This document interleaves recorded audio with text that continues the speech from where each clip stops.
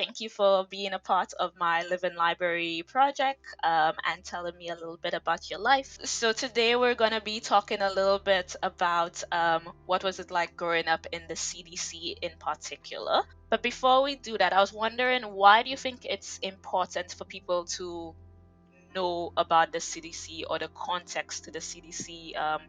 Why is it important for people to know this story? I think the CDC is a because it's in Central Castries. I think it's a very interesting place. One, it's a community place, and I think it will give a lot of light to how we lived in a community like the CDC, and how it has made those who have lived in the CDC be better persons that they are today, and how the way the community was structured, which really helped in our development. So I think it's important that people listening to this my story will have a better understanding of how a community environment raised the people who lived in it, like myself. I am Christine Samuel. Yeah, that's it. I was born in 1965.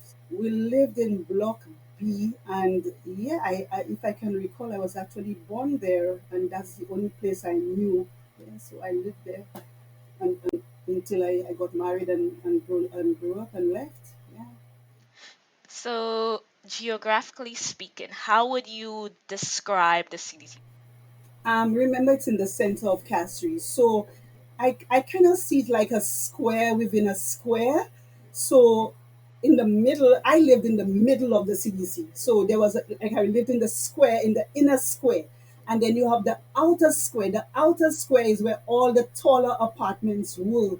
So you had like a high rise. I lived in the lower part of the CDC. We only had upstairs and downstairs. So our bedrooms were upstairs and the living room were downstairs. But if you go in the outer frame of the CDC, you have the high rise. So you have like 4 or 5 apartments where people lived. But I lived on the inner frame of the CDC. Yes. Everybody had flowers. Outside was always green. The only part of the soil that was not green is where we pitched the marble, because you had to cut off the grass to draw the circle and put the marbles in there to play. We didn't have concrete or anything like that. The place was beautifully green, and that is something I really loved about the CDC. Everybody had flowers. It's not like now there's so much concrete there right now, but everybody had flowers in their bathroom. It was really a nice thing. Outdoor was beautiful, really, really beautiful. So if you hurt your leg, you're falling on grass. You can, what they call, we used to call it guiji your feet. You guiji your feet on the grass. Like the only time you bruise badly is because you throw yourself on the part where you were pitching the marbles. That is, and another thing we did, we had this almost like baseball, so again that place was dirt, so we call it rounders. God, we played that every single day. That brought the community together, that brought the children together. For us it was big. um we first lived in a 1 bedroom apartment, which was on the outer frame of the CDC, facing, it was closer to the stores. So you have, so, and then when we came inside of the city, inside of that square, we moved to a 2 bedroom apartment. So my mother had 5 of us. So 4 of us were in 1 bedroom. So we always had double bunks. And then my mom had her own room. But we were comfortable because we had a living room downstairs. So even if we didn't have our individual rooms, we shared out. So we have individual beds, but we shared one room, one bathroom, the living room, the kitchen. But we had a balcony, and that balcony was very important to us because we played in that balcony. Then we had outside of the balcony where everybody met, which was good. So the only people who didn't have that ambience that we have were the people who lived upstairs in the high rise. The balconies were very, very small. Ours were much bigger, but in order for the kids who lived in the high rise one, they would have to come downstairs to play. But we just stepped out of our balcony and we were in the whole frame of the CDC. So you basically saw everybody and everybody, neighbor to neighbor, and so you literally saw the person on your right, the person on your left, and those in front of you. Yeah, so it was big. It was big for us in that sense. The families who lived there, as far as I can recall, really did take care of all the people who lived. So we were like a family. Everybody took care of each other. Everybody knew each other. Um, they were like the other parents that we needed when our parents were not around. And yes, and that's basically what the CDC was. Yeah. My life in the CDC, I think it really did me well. um, I think that community spirit is something that every child needs.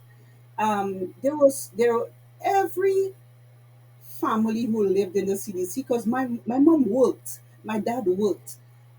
Everybody took care of each other in the CDC. I knew all of my neighbors. We had the neighbors who lived in the CDC. I think they helped to develop the person I am today. Living in the CDC, we played a lot. So we played with our neighbor. Um, we played with everybody. There was our friend, and they were all also our boyfriends. So the guys, there were some of them were our boyfriends. For example, we had in the CDC, we had people like the St. Thomas. We had people like the Luwans. We had people like the Wax family. We had people like the Bledmans. We had people like the Shallons. And basically, all of these people who live there, I still know them today. You understand? We grew up playing together. We did everything together. Like I said, it was one big family living in the CDC. And every mother was our mother, and every father was our father there. So we were always at each other's homes.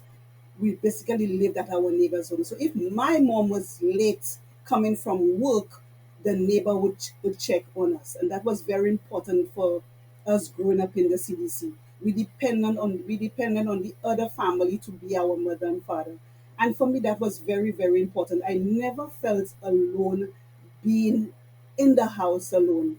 Even my big brother, which is Rudolph was like our father, because when my mom wasn't there, he combed my hair. He combed my hair to go to school in the morning because my mom went to work very, very early. So my big brother now took care of my needs when my mom wasn't there.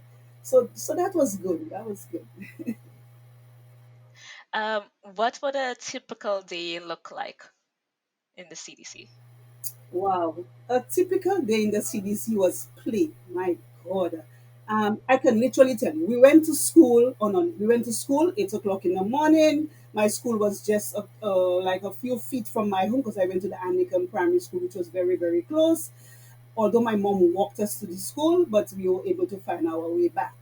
By the time school was done, it was about playing marbles. We call it pitching marbles. So everybody came outside to play marbles. I was a tomboy. I grew up as a tomboy, so I literally did everything boys did. We played football. That happened every day after school. We didn't have the court where we normally this indoor place where you go to the court and play a basket. We didn't have that. We played around our neighbor's home. We played in the balcony. So we played a lot of hide and seek, which was very important. Um, I mean, that was just happening every single day. We played skipping rope. I mean, can you imagine you playing skipping rope all day long? And that happened until 6 o'clock in the evening. Listen, after 6 o'clock, you wouldn't dare be outside because I can guarantee you'd have gotten a beating. The only thing that got you outside at 6 o'clock in the morning, you had to go and throw the rubbish. The rubbish was in the back door of the house. Again, it was on the high rise because the high rise people had to throw their rubbish in the chute. So that's the only way your parents would send you outside, was to go and throw that rubbish at 6 o'clock. When you got back in, everybody watched television. Even if we didn't have television at our home, you would have to peep by the neighbor's house, stand up by the balcony and watch television. What I liked about that is that Every Friday there was a program called Dark Shadows with Barnabas Collins, really, and I love horrors. I think that's where my thing for horrors came. That happened every Friday at 7 o'clock. My God, so I stood up by the neighbor next door because we didn't have a TV that early in our life, and we stood there and watched Dark Shadows. And when it was over, then we went inside. And we never came back out. So if you had a boyfriend, you better make sure you say bye bye to him through the window because you ain't going outside until the next day. And then everything happened again the following day, always. What were weekends like? Weekends were do your chores. As soon as you finish your chores, you were outside. We spent most of our time outside. We spent most of our time going to the cinema. I was a cinema child. We spent most of our time playing, like I told you. You always had to go outside.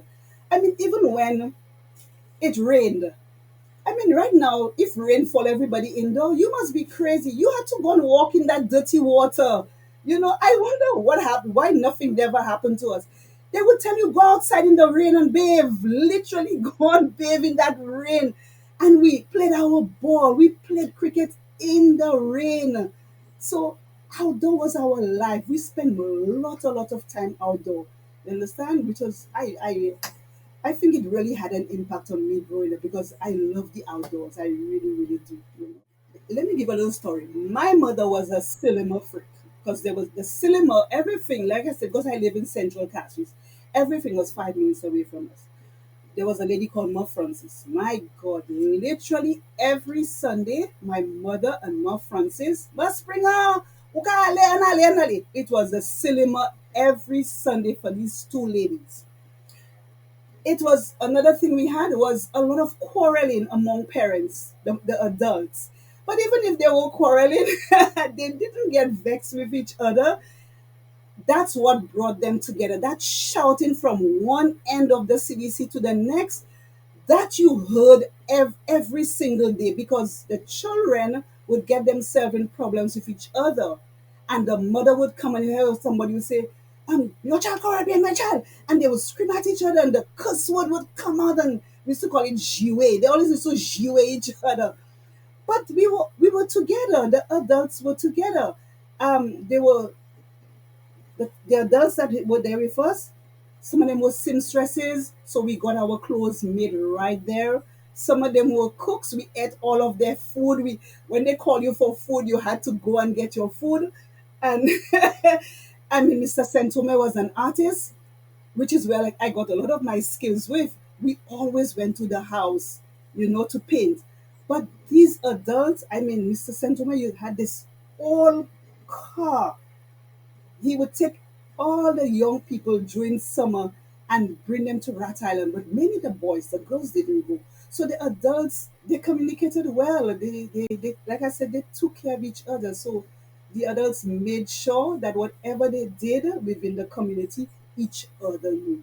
And there was always meeting and greeting. Because again, when you open your window and you see your neighbor, you always go, hey, hey, Saki Fetla, you always, and the good thing about the adults, every birthday party, I can remember that clearly. All of us were invited. They never left out any child from a birthday party. I grew up with a lot of kids around me. I mean, the Lubons had girls, 5 girls, a boy. We had 5 siblings, the neighbor next door. You wonder how a two-bedroom house could have so many people living in there. But we grew up with a lot of kids in the neighborhood compared to now, where you don't find a lot of children in the community of the CDC. There was always a lot of children, so we played with every single person within the community. We were all friends. We play a lot of what they call roll and tumble. You normally see that game during Asu Square, but we were preparing for that. We played that all the time. We were like gamblers in the CDC. So for context, what is roll and tumble? Why? Roll and Tumble is a card game. It's all about gambling. So listen, your mother gave you $5 to go to Asu Square. That time the square used to we have what we call the Derek Walcott Square. You had to go there, and it's a table with you play the cards, and you if the it's a dice game. So if you put your money on the card and it shows up, you can win double your amount. If you put $1, depends on how much you and you can match the game. And girl, I was good at that. I was a real gambler. So I was happy to go to Asu Square to play roll and tumble because if they give you $5, that's all you have. I would have $20 by the end of that night to really enjoy my akra and float because your mother ain't giving you my mother ain't giving you more than $5 to go on the square during that time. So you better go and play roll and tumble to make some more money. If there's a fun memory of the area that stands out to you even now, um, what would it be? Climbing up the tree. That the climbing of the almond tree. Let me tell you something. That almond tree right opposite the town hall. I mean, people don't know the story behind that tree. That tree was one of the best things that happened to a CDC child. I mean, almond every Sunday, literally full in your bag with yellow almonds. And I used to be the ringleader of that tree. I'm on top of that tree. And a whole lot of us, and you ain't just hearing noise like birds in a tree. That's where everybody went on a Sunday. Man, we climbed that tree, and you coming back home with a lot of almonds sitting on the concrete, busting almonds, eating almonds, opening that. That was the best, and everybody did it. Everybody went to that almond tree. And I mean, my God, if any child now can't climb a tree, I feel so sad for them. It was one of the best times of our life. That almond tree, yeah, definitely. She tell you, Vinny, jump the balcony fast.